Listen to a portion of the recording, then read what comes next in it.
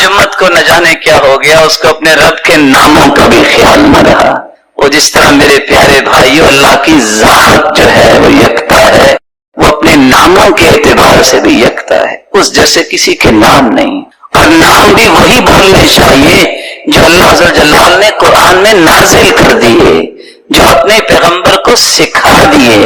ہم دعا کرتے ہیں اسألک بکل اسم هو لک، اللہ میں تجھ سے مانگتا ہوں تیرے ناموں کے ساتھ جو تیرے نام ہے، سمیت بہ نفسک، میرے مالک جو تو نے خود اپنے نام چنے ہیں، او انزلتہ فی کتابک، یا تو نے اپنی کتاب میں اتار دیے ہیں، او علمتہ احدا من خلقک، یا تو نے اپنے پیغمبروں کو سکھا دیے ہیں، او استأثرت بہ فی علم الغیب عندک، اللہ جو تمہیں نام اپنے پاس رکھے ہیں میں ان ناموں کے ذریعے تجھ سے مانگتا ہوں میری اس ضرورت کو پورا فرما دے۔ لَقَدْ عَلَيْكُمْ مِنْ رَبِّكُمْ رِجْسٌ وَقَوْلٌ أَتُجَادِلُونَنِي فِي أَسْمَاءٍ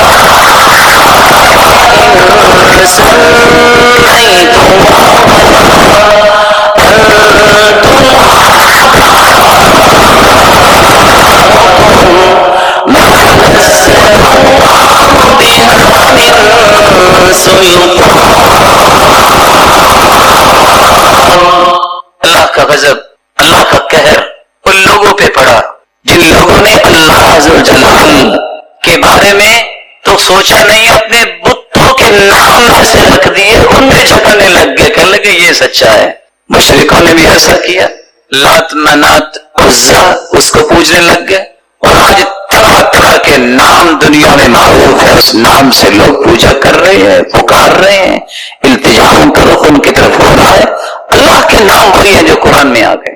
جو لوگ بتوں کے ناموں میں جھگڑے پہ تیار ہیں ان کو اللہ کے نام سے پیار نہیں رہا، ان کو اللہ کی ذات سے پیار نہیں رہا، ایسے پہ اللہ کا غضب ہی ہوگا، اللہ کا قہر ہی ہوگا، اللہ انہیں کیسے پسند کرے۔ آپ دنیا میں سوچے نا، جو کسی کا نام سننا پسند نہیں کرتا اس سے کبھی محبت ہوئی ہے؟ جو اللہ عز و جلال کے ناموں کو پسند نہیں کرتا۔ اس لیے میں یہاں ایک گزارش کروں گا کہ آپ کوشش کیا کریں کہ اپنی زبان پہ خدا کا لفظ نہ لایا کرے۔ خدا جو ہے اس کی جمع خداؤں بھی آتا ہے، اللہ کا لفظ ایسا مبارک ہے، نہ اس کا تسنیہ ہے نہ اس کی جمع ہے، اس اللہ کے لیے۔ دنیا میں بھی جتنے بادشاہ اور جتنے دعوے دار آئے، کسی نے اپنے آپ کو اللہ نہیں کہا، کسی نے اپنے آپ کو اللہ نہیں کہا۔ یہ واحد لفظ ہے عربی زبان میں بھی، یہ کسی کی طرف نسبت نہیں ہوتا، ہر چیز کی نسبت اللہ کی طرف ہوتی ہے، بیت اللہ، ناقۃ اللہ، لیکن لفظ اللہ کی نسبت کسی چیز کی طرف نہیں ہوتی، یہ استعمال ہی نہیں ہوا لوگوں۔ تعجب کی بات یہ ہے طرح طرح کی کورسز اپنی اولادوں کو کروائے جاتے ہیں۔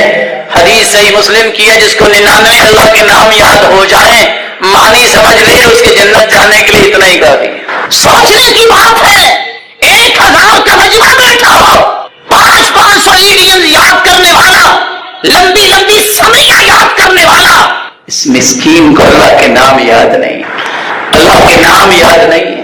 اپنے آپ کو دین کا بہت بڑا ٹھیکیدار کہنے والا، دین کا پرچار کہنے والا، اس کو اللہ کے نام یاد نہیں ہے کہ اللہ کے نام کون سے ہیں، میں ان کے معنی پڑھوں۔ اللہ کے نام جب تک یاد نہیں ہوں گے اس وقت تک کیسے کام بنے گا؟ اور اتنا آسان کہ جس کو 99 نام یاد ہو جائے اور معنی سمجھ میں آ جائے وہ جنت میں جائے گا۔ کوئی اسکول ہے، کوئی اکیڈمک سسٹم ہے، میں عدمن گزارش کروں گا جہاں تم قرآن کو لازمی سمجھتے ہو اس کے ساتھ اس کو لازم پہلے سمجھو کہ ہم نے اللہ کی معرفت دلانی ہے۔ سب سے پہلے اللہ کے نام یاد کرواؤ، اپنی اولادوں کو نام یاد کرواؤ، انہیں بھی پتہ چلے گا کہ شنکر اور کنکر کا فرق کیا ہے، انہیں پتہ چلے گا اللہ کہنا چاہیے۔ خدا کے لفظ سے اپنے آپ کو دنیا جوڑت ہوئی ہے، اللہ کے ناموں میں خدا نہیں ہے۔ اللہ عز و جلال کے وہی نام بولنے چاہیے جو قرآن و حدیث میں آئے ہیں، جو اللہ کے رسول نے سکھائے ہیں۔ ہاں ترجمہ کرتے وقت تو گاڈ بھی کہہ دیا جاتا ہے اور اس طرح کے کلمات استعمال کیے جاتے ہیں۔ اللہ عز و جلال کی صفات سے واقفیت ضروری ہے۔ کیسی صفات؟ وہ بڑا رحیم و کریم ہے۔ جہاں بڑا رحیم و کریم ہے جبار و قہار بھی ہے۔ اگر میں دھوکے میں آ گیا کہ رحیم ہے، میں گناہ کرتا ہی چلا جاؤں، اس کی پکڑ جیسی کسی کی پکڑ نہیں ہے۔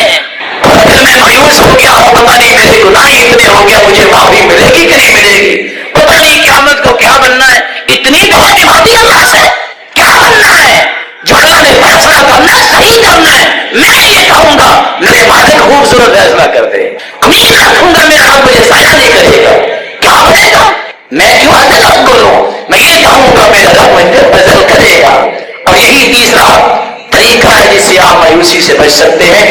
اللہ سے بدگمان نہ ہوئیے، اللہ جلال پر حسن ظن قائم کیجیے۔ حدیث میں آتا ہے نا عند ظن عبدی بھی، میں اپنے بندے کے گمان کے مطابق فیصلے کرتا ہوں۔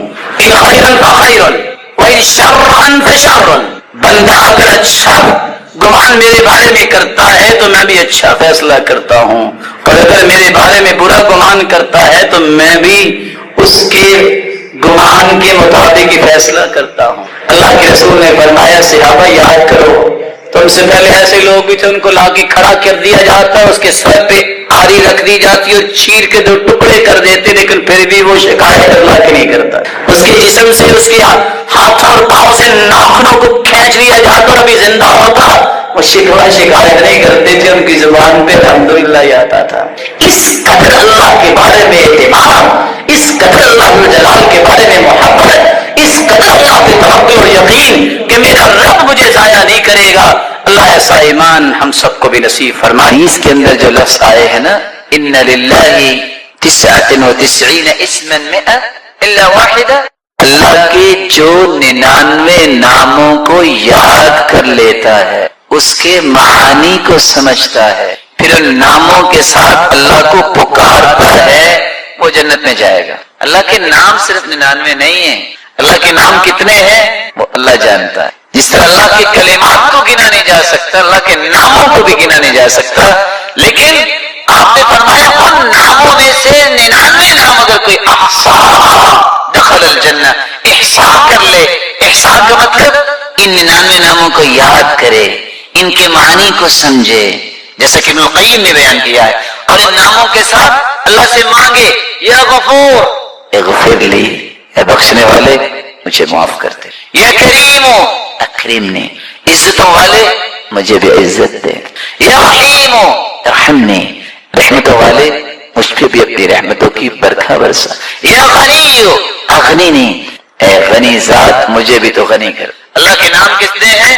آپ نے حدیث سنی ہوگی، اللہم انی عبدک وابن عبدک وابن عمتک ناصیتی بیدک ماض فی حکمک عدل فی قضاؤک اسألک بکل اسم هو لک، اللہ میں تیرے ہر اس نام کے ساتھ تجھ سے مانگتا ہوں جو تیرا نام ہے، سمیت بہ نفسک، جو تو نے اپنا نام خود رکھ، او انزلتہ فی کتابک، اس نام کے ساتھ بھی میں تجھ سے مانگتا ہوں جو تو نے اپنی کتاب میں اتار دیا، نازل کر، او علمتہ احدا من خلقک، یا تو نے اپنی مخلوق میں سے کسی کو نام سکھا دیا، او استأثرت بہ فی علم الغیب عندک، اللہ میں ان ناموں کے ساتھ بھی تجھ سے مانگتا ہوں جو تو نے اپنے پاس غیب میں رکھے ہیں، کسی کو سکھائے نہیں۔ قیامت کا دن ہوگا، اللہ ذوالجلال کے پیارے پیغمبر فرماتے ہیں، اللہ ذوالجلال کے عرش کے نیچے جب میں سجدہ ریز ہوں گا، اللہ مجھے سکھائیں گے اپنی تعریفیں، پھر میں اللہ کی تعریفیں کروں گا، اور جنتی جنت میں بھی جب جائیں گے خوشی کے موقع پہ اگر کچھ بولنا چاہیں گے تو کیا بولیں گے؟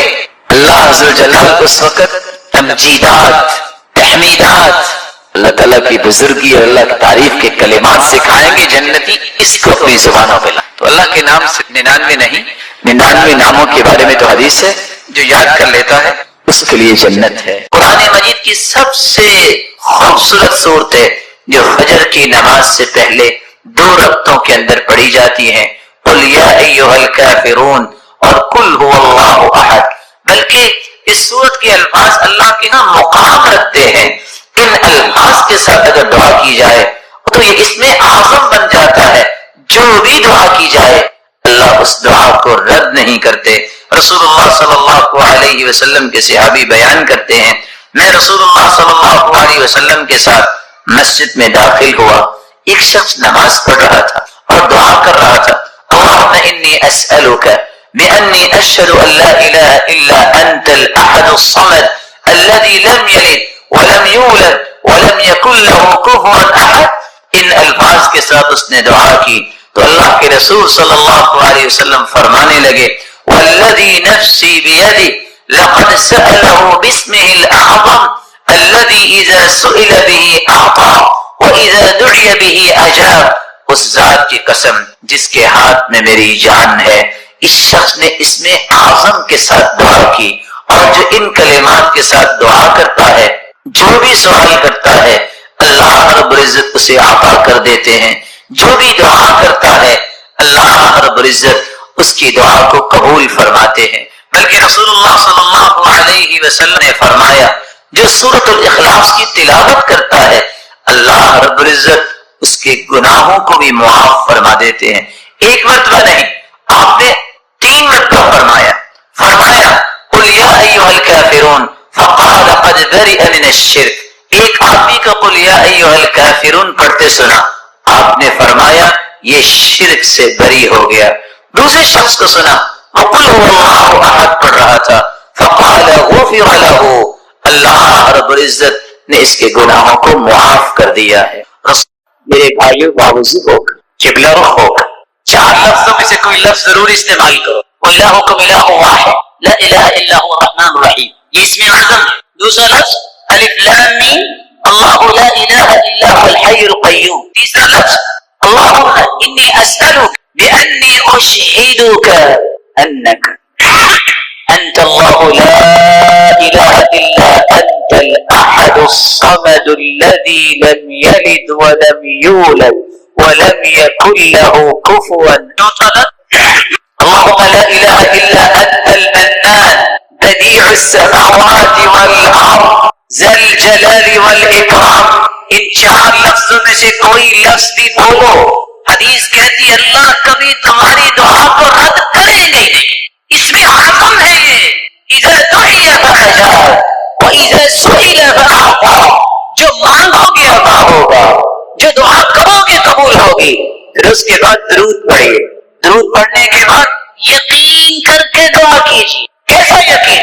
ادعوا اللہ وانتم موقنون بالاجابہ، یقین ہوگا، یہ ناممکن میرے نزدیک ہے، ساری امیدوں کی ڈوریں ڈاکٹر نے توڑ دی، کچھ نہیں ہوگا، لیکن یہ مخلوق ہے نبینا اور محترم ڈاکٹر صاحب بھی فیصلہ اس کا ہونا، اللہ نے یہ چاہیے۔ فلیحزن المسئلہ، چمٹ کے دعا کیجیے یقین کے ساتھ کہ وہ ضرور سنے گا۔ رسول اکرم صلی اللہ علیہ وآلہ وسلم جو ہم سب کے لیے نمونہ ہے، اللہ جلال نے اس ہستی کو ذات کے اعتبار سے بھی بے مثال بنا، آدم سے لے کر آج تک، اور قیامت تک آنے والی انسانیت میں ایسی ہستی نہ آئی ہے نہ قیامت تک آئے۔ جس طرح وہ مخلوق میں سے ذات کے اعتبار سے بے مثال ہے، اسی طرح صفات کے اعتبار سے بھی بے مثال ہے۔ آپ کی ایک صفت یہ بھی ہے كان النبي اشد حیاء من العذراء في خدرها، اللہ کے پیارے پیغمبر پردہ نشین کنواری عورتوں سے بھی زیادہ حیا کیا کر۔ وكان اذا راى شيئا يكرهه عرفناه بوجهه، صحابی کہتے ہیں کہ اگر وہ کسی چیز کو ناپسند کرتے تو ہم آپ کے چہرے مبارک سے پہچان لیتے کہ آپ کو پسند نہیں ہے۔ آپ صلی اللہ علیہ وسلم ایسے کوئی الفاظ نہیں بولا کرتے، اس لیے نہیں بولا کرتے تھے کہ حیا ایک ایسی عظیم نعمت اللہ نے عطا کی تھی، اور جس کو اللہ عطا کر دیتا ہے وہ ہر قسم کی برائیوں سے اپنے آپ کو بچا لیتا ہے، تو وہ تو ذات ہی معصوم تھی، اس سے بڑی ذات اللہ نے پیدا کی۔ رسول اکرم صلی اللہ علیہ وسلم نے فرمایا حیات اللہ جلال نے اپنی صفت بھی بیان کی ہے، ان ربکم حیی کریم یستحیی من عبدہ اذا رفع یدیہ الیہ ان یردہما صفرا خائبتین۔ لوگوں جب انسان گناہ کر کے ہاتھ اٹھا دیتا ہے، گناہ اس نے کیے ہیں، اللہ کو حیا آ رہی ہوتی ہے کہ میرا بندہ سچی توبہ لے کے آئے گیا ہے تو میں اس کے ہاتھوں کو خالی، یہ اللہ کی بھی صفت حیا کرنا۔ اللہ بھی پردہ پوشی کرتا، من ستر مسلما سترہ اللہ یوم القیامہ، کسی کی ذاتی اگر غلطی ہو اس پہ پردہ پوشی کو کرتا ہے تو قیامت کا دن ہو یجعلہ اللہ تحت کنفہ، اللہ چھپا کے اس سے پوچھیں گے، کوئی نہیں دیکھ رہا ہوگا، میرے بندے یہ نعم یا رب اظلمک عبد، میرے پیشترے کو غلط کرے نہیں یا رب، لا یا رب نہیں میرے مالک، اللہ فرمائے کہ تو نے ایک کام کیا، تیرے اندر حیا تھی، تو نے لوگوں کی ذاتی غلطی پر پردہ ڈالا، چپکے سے جنت چلے جاؤ، اللہ تعالیٰ یہ صلاحیت مسلمانوں کو۔ چھوٹی سی آخری بات کر کے بات میں اور آپ اپنے اندر حیا کیسے پیدا کر سکتے، بڑا مہم سوال ہے کہ حیا کی اتنی عظمت تو ہے لیکن میں پیدا کیسے کر سکتا ہوں؟ اس کا پہلا طریقہ یہ ہے جتنا ایمان مضبوط ہوگا اتنا حیا مضبوط۔ حدیث آپ نے سن لی ہے حیا اور ایمان اکٹھے، حیا چلا جائے تو ایمان بھی، اپنے ایمان کو مضبوط کیجیے اور ایمان مضبوط ہوتا ہے قرآن و حدیث میں۔ دوسرا طریقہ جسے آپ اپنے اندر حیا کیا پیدا کر سکتے ہیں؟ استشعار مراقبۃ اللہ سبحانہ وتعالی، اللہ عز جلال کی مراقبت کا احساس کرنا. میں جہاں بھی چلا جاؤں گا میرا رب، میں جہاں بھی چلا جاؤں میرا رب تو دیکھ رہا. اللہ عز جلال کی یہ مراقبت کا احساس جب انسان کو، تو پھر انسان اپنے اندر حیا پیدا کرے. قرآن مجید کے اندر اللہ عز جلال نے العلیم 130 مرتبہ اس کلمے کو بارے. العلیم کا مطلب اللہ کی صفت ہے، وہ جانتا. اللہ عز جلال نے 130 مرتبہ اس کا تذکرہ کیا. اللہ کے نام پڑھنے چاہیے. چوتھا عمل جو رسول اللہ صلی اللہ علیہ وسلم نے مسلمانوں کی رہنمائی کی ہے کہ وہ اللہ رب العزت کے ہاں بہت ہی محبوب عمل ہے. وہ عمل ہے وقت پر نماز پڑھنا. رسول اکرم صلی اللہ علیہ وسلم سے سوال کیا گیا، اور یہ روایت صحیح بخاری اور صحیح مسلم کی روایت. رسول اکرم صلی اللہ علیہ وسلم سے سوال کیا کیا گیا؟ ای العمل احب الی اللہ، کون سا عمل اللہ تعالیٰ کے ہاں سب سے زیادہ محبوب؟ قال الصلاۃ علی وقتها. تو رسول اللہ صلی اللہ علیہ وسلم نے فرمایا نماز کو اس کے وقت پر پڑھنا. صحابی نے پھر سوال کیا پھر کون سا؟ تو فرمایا ثم بر الوالدین، والدین کے ساتھ نیکی کرنا. صحابی نے پھر سوال کیا اللہ کے پیارے پیغمبر پھر کون سا؟ قال الجہاد فی سبیل اللہ، اللہ کی راہ میں دین کو سربلند کرنے کے لیے کوشش کرنا، جہاد کرنا. الصلاۃ علی وقتها، نماز کو اس کے وقت پہ پڑھنا. نماز ارکان اسلام میں سے دوسرا ایک مہم رکن، بلکہ اگر آپ یہ کہنا چاہیں تو یہ مبالغہ نہیں ہوگا کہ نماز تمام ارکان سے توحید کے بعد سب سے اہم رکن. اس کی وجہ کیا ہے؟ توحید کو قبول کر لینے کے بعد، اللہ تعالیٰ کی وحدانیت کو تسلیم کر لینے کے بعد، اللہ رب العزت کو اپنی ذات اور صفات میں یکتا ماننے کے بعد نماز سے بڑھ کے کوئی رکن نہیں. کیونکہ زکوٰۃ اس شخص پہ فرض ہوتی ہے جس کے پاس اتنا مال ہو جو زکوٰۃ کے نصاب کو پہنچتا ہے، اور پھر اس پہ سال گزر جائے تب زکوٰۃ ہوگی. اگر ایک انسان کے پاس مال ہے ہی نہیں تو زکوٰۃ اگرچہ رکن ہے لیکن اس کی حد تک ثابت ہو جائے. روزہ اگرچہ اسلام کا رکن ہے لیکن ایک انسان بوڑھا ہے، اس کے اندر طاقت ہی نہیں ہے کہ وہ روزہ نبھا سکے، تو اس شخص کے حق میں روزہ ثابت ہو جائے. حج اگرچہ ارکان اسلام میں سے ایک اہم رکن ہے لیکن حج فرض اس پہ ہوتا ہے جس کے پاس جسمانی طاقت ہو اور مالی طاقت ہو. لیکن نماز کی کوئی اجازت نہیں ہے کہ اس کو چھوڑا جائے. یہی وجہ ہے رسول اکرم صلی اللہ علیہ وسلم نے جو امت کو تعلیم دی ہے، صحیح بخاری کی روایت کی روشنی میں آپ صلی اللہ علیہ وسلم نے میدان جہاد میں اور جنگ میں بھی نماز پڑھی، ان کے صحابہ کو پڑھائی. اور صحیح مسلم کی روایت ہے رسول اللہ صلی اللہ علیہ وسلم نے عمران بن حسین رضی اللہ تعالیٰ عنہ، یہ وہ صحابی سال تک بیمار رہے. آپ سوچ سکتے ہیں کہ پالس کی بیماری میں 30 سال اس انسان نے گزارے.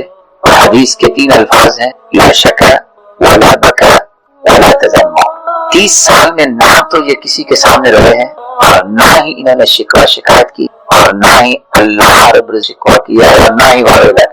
اس صبر کی وجہ سے اللہ تعالیٰ نے 30 سال اس بیماری کی بدولت ان کو عطا کیا. جب وہ سحری کے وقت تہجد پڑھا کرتے تھے تو فرشتے ان کے ساتھ مسافر. رسول اکرم صلی اللہ علیہ وسلم ان سے کہا تھا صلی قائم، میرے صحابی کھڑے ہو کے نماز پڑھو. فإن لم تستطع فقاعدا، اگر تم کھڑے ہو کے نماز نہیں پڑھ سکتے تو تم بیٹھ کے نماز پڑھو. فإن لم تستطع فعلى جنب، اگر تم بیٹھ کے بھی نماز نہیں پڑھ سکتے تو پھر تم کروٹ کے بل ہو کے نماز پڑھو. اور دوسری روایت کے الفاظ ہے فَأَوْمِئِ مَاءً، اگر اتنی بھی طاقت نہیں تو تم جس حالت میں ہو تم اشارے سے نماز پڑھ لو گے، اجر تمہیں پورا ہی ملے. چھوڑنے کسی صورت رخصت اجازت نہیں. تو میں یہ کر رہا تھا کہ اللہ کے یہاں پسندیدہ عمل وقت پہ نماز پڑھ، اور نماز ارکان اسلام میں سے توحید کے بعد سب سے اہم رکن ہے. اس لیے رسول اللہ صلی اللہ علیہ وسلم نے صحابی سے کہا تھا وَإِن قُطِعْتَ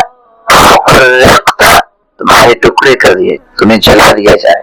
تم نے اللہ کے ساتھ کسی کو شریک نہیں بنانا، شرک نہیں کرنا، اور فرض نماز تم نے. نماز انسان کے لیے ایمان کے تحقق کے لیے ضروری ہے. یہی وجہ ہے کہ آج ہم اگر کتابوں کو کھولتے ہیں تو کتابیں ہمیں بتاتی ہیں کہ جو شخص نماز نہیں پڑھتا یہ ہے سستی کرنا، ایک ہے نماز پڑھتا بھی نہیں اور کہتا ہے نماز کی ضرورت بھی نہیں، معاند بھی ہے، منکر بھی ہے، اور کہتا ہے نماز تو وہ لوگ پڑھتے ہیں جن کے پاس کھانے کو کچھ نہیں تو وہ رو رو لا کے اللہ تعالیٰ سے کچھ مانگتے ہیں، میرے پاس تو سب کچھ ہے. ایسا انسان بغیر توبہ کے اگر چلا جاتا ہے نا تو کتابیں اس کے بارے میں 5 باتیں لا یغسل، اس کو غسل دینے کی ضرورت نہیں، ولا یکفن، یہ کفن کا مستحق، ولا یصلی علیہ، اس کی نماز جنازہ نہ پڑھی جائے، ولا یدعى له بالمغفرہ، اور اس کی بخشش کی دعا کی ضرورت، ولا یدفن فی مقابر المسلم، مسلمانوں کی قبرستان میں اسے دفنایا نہ جائے۔ رسول اکرم صلی اللہ علیہ وسلم نے الصلاۃ علی وقتها، نماز کو اس کے وقت پر پڑھنے کی تاکید کرتے ہوئے کیا فرمایا؟ جو شخص 40 دن تکبیر اولا کے ساتھ نماز پڑھ لیتا ہے بر وقت جماعت کے ساتھ، 2 انعام ملتے ہیں، ایک تو منافق نہیں ہوگا، دوسرا جہنم سے آزاد کر۔ رسول اکرم صلی اللہ علیہ وسلم نے اس لیے صحابہ کرام کی تربیت کتنی خوبصورت کی کہ ان کی سب سے بڑی پریشانی یہ ہوتی تھی میری نماز نہ رہ جائے، اور یہی تربیت تابعین کی ہوئی اور سلف صالحین۔ صحابی عبداللہ ابن ام مکتوم رضی اللہ تعالی عنہ جب رسول اکرم صلی اللہ علیہ وسلم کے پاس آئے اور انہوں نے چند عذر پیش کیے کہ ان کو اجازت ملے کہ وہ گھر میں نماز پڑھیں، ہر وقت مردوں کو مسجد میں نماز پڑھنی چاہیے۔ صحیح مسلم کی روایت ہے جس 1000 کا تذکرہ ہے، 3 عذر پیش کیے۔ عبداللہ ابن ام مکتوم رضی اللہ تعالی عنہ کہتے ہیں یا رسول اللہ صلی اللہ علیہ وسلم، میں ایک نبینہ انسان ہوں، میرا گھر مسجد سے دور ہے اور مجھے گھر سے کوئی لانے والا بھی نہیں، نبینہ ہوں، گھر مسجد سے دور ہے، کوئی لانے والا بھی نہیں۔ وَهَلْ تَجِدُ لِي رُخْصَةً أَنْ أُصَلِّيَ فِي بَيْتِي، کہ میرے لیے اجازت نہیں کہ میں گھر میں نماز پڑھ لوں؟ قَالَ هَلْ تَسْمَعُ النِّدَاءَ، اذان سنتے ہو؟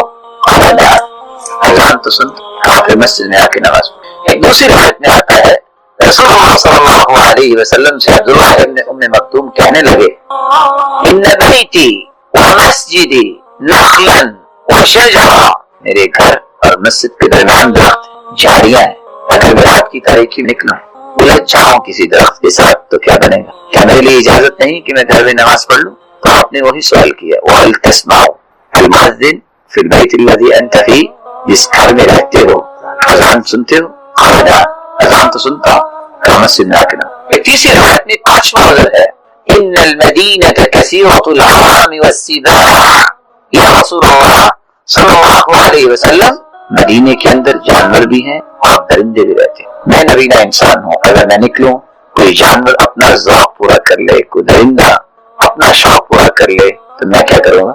کیا میں گھر میں نماز پڑھ سکتا ہوں؟ یہ بتاؤ اذان سنتے ہو؟ کہا جی ہاں، کہا پھر مسجد میں۔ چھٹا عذر لے کے چوتھی روایت کے الفاظ ہے، پھر آگے رسول اللہ صلی اللہ علیہ وسلم کے پاس آ کے کہنے لگے یا رسول اللہ صلی اللہ علیہ وسلم انا کما ترانی، آپ مجھے دیکھ رہے ہیں، ذهب بصری وجب سنی وقعظمی، میری آنکھوں کی روشنی جا چکی ہے، نابینا ہو چکا، بوڑھا بھی ہو چکا ہوں، اب تو میری ہڈیاں بھی باریک ہو گئی، میرے لیے اجازت نہیں کہ میں گھر میں نماز پڑھ لوں؟ آپ نے سوال کیا وَهَلْ تَسْمَعُ حَيَّ عَلَى الصَّلَاةِ حَيَّ عَلَى الْفَلَاحِ، یہ بتاؤ کہ تمہارے کانوں تک یہ آواز پہنچتی ہے آؤ نماز کی طرف، آؤ کامیابی کی طرف؟ قال نعم، یہ آواز پہنچتی ہے، کہا پھر مسجد میں آ کے نماز پڑھ۔ رسول اکرم صلی اللہ علیہ وسلم کا فرمان معظم ہے من صلی الفجر فی جماعہ فی ذمۃ اللہ، جو فجر کی نماز جماعت ادا کر لیتا ہے تو اللہ کی ضمانت اور امانت میں چلا جاتا ہے۔ فلا تخفر ذمۃ اللہ، اس لیے اللہ کی ضمانت کو توڑا نہ کرو، اور اللہ کیسے ضمانت نہ دے ایسے انسان کی جو متقی ہے؟ اور قرآن مجید نے اس بات کی نشاندہی کی ہے، یہ قرآن مجید نوشتہ ہدایت ہے، لیکن ہدایت دیتا کس کو ہے؟ جو متقی لوگ ہیں، اور متقین کی صفات کیا ہے؟ اس آیت کے اندر 3 صفات بیان ہوئی جن کا اللہ پہ ایمان ہوتا ہے، اور پھر اس ایمان کی دلیل کیسے دیتے ہیں؟ نماز کو قائم کر اور اللہ کا دیا ہوا اللہ کی راہ میں خرچ کر۔ اور دوسری جگہ اللہ رب العزت نے فرمایا وَأَقِيمُوا الصَّلَاةَ وَلَا تَكُونُوا مِنَ الْمُشْرِكِينَ، نماز کو قائم کرو اور مشرکوں میں سے نہ ہو جاؤ، کیونکہ مشرک نماز نہیں۔ رسول اکرم صلی اللہ علیہ وسلم نے اسی لیے تو حکم دیا تھا کہ صبح اور عشاء کی نماز کا خیال کیا کرو، اسی لیے تو بتایا تھا کہ صبح اور عشاء کی نماز میں عموماً لوگ پیچھے رہ جاتے ہیں، اور یہ منافق کی نشانی بیان کی۔ رسول اکرم صلی اللہ علیہ وسلم نے اس حدیث کے اندر فرمایا الصلاۃ علی وقتها، وقت پر نماز پڑھنا یہ اللہ کے ہاں بہت پسندیدہ عمل ہے۔ ایسے ہی وہ کمال کے لوگ تھے.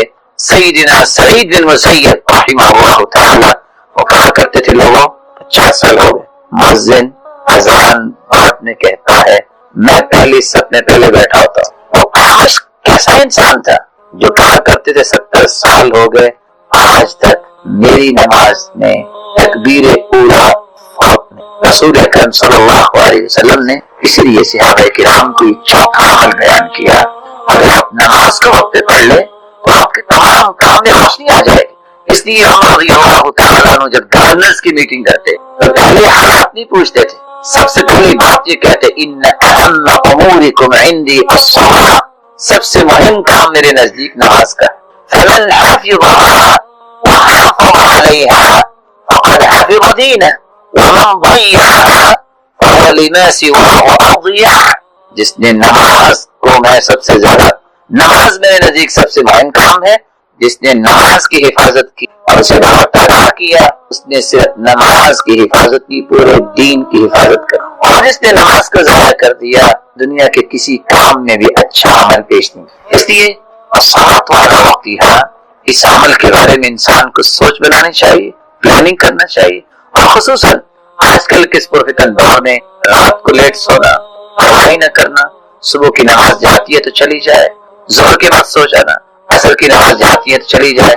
رسول اکرم صلی اللہ علیہ وسلم کا فرمان اور یہ صحیح بخاری کی روایت, يتعاقبون فيكم ملائكة بالليل وملائكة بالنهار, صبح کے وقت بھی فرشتے آتے ہیں اور عصر کے وقت بھی ڈیوٹیاں چینج ہوتی ہیں. اللہ رب العزت کو پتہ ہے, اللہ رب العزت نے ان کو بھی جھولا ہے اور پوچھتے ہیں اللہ رب العزت من اين اقبلتم, کہاں سے آئے ہو اور کیا کر رہے تھے میرے بندے. فرشتے جواب دیتے اتیناہم وہم یصلون وترکناہم وہم یصلون, جب ہم ان کے پاس گئے تو تب بھی وہ نماز پڑھ رہے تھے, جب ہم چھوڑ کے آئے تب بھی نماز پڑھ. اس لیے قرآن مجید میں اللہ رب العزت فرماتے ہیں حافظوا علی الصلوات والصلاة الوسطى وقوموا للہ قانتین.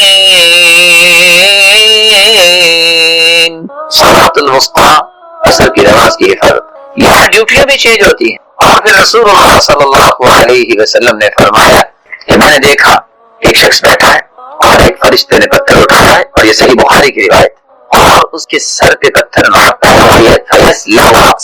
اس کے سر کو کچل دیتا ہے. میں نے پوچھا یہ کون سا شخص ہے جس کو یہ سزا دی جا رہی ہے؟ جواب ملا الذی یأخذ القرآن ویحفظہ وینام عن الصلاۃ المکتوبہ, یہ وہ شخص ہے جس نے قرآن کو تو لیا پھر قرآن کا انکار اس طرح کیا, فرض نماز ہو رہی ہوتی اور یہ سو رہا.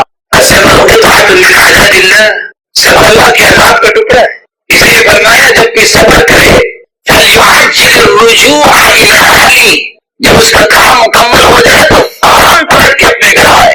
لیکن صبر میں نہ تو انسان کا وہ سکون ہوتا ہے جو انسان حضر میں ہوتا ہے. اس کی رخصت ایک کیا دے دی, اذا مرض العبد او سافر كتب له ما كان يعمل مقيما صحيحا, جو آپ صحت کی حالت میں اپنے ہی شہر اور گاؤں اور دیہات اور بستی میں جو خوبصورت نماز پڑھی ہوگی, اگر آپ سفر پہ نکلے ہیں تو وہاں خوشبو تو نہیں آتا, بیماری جب آ جائے تو وہاں سکون تو نہیں آتا.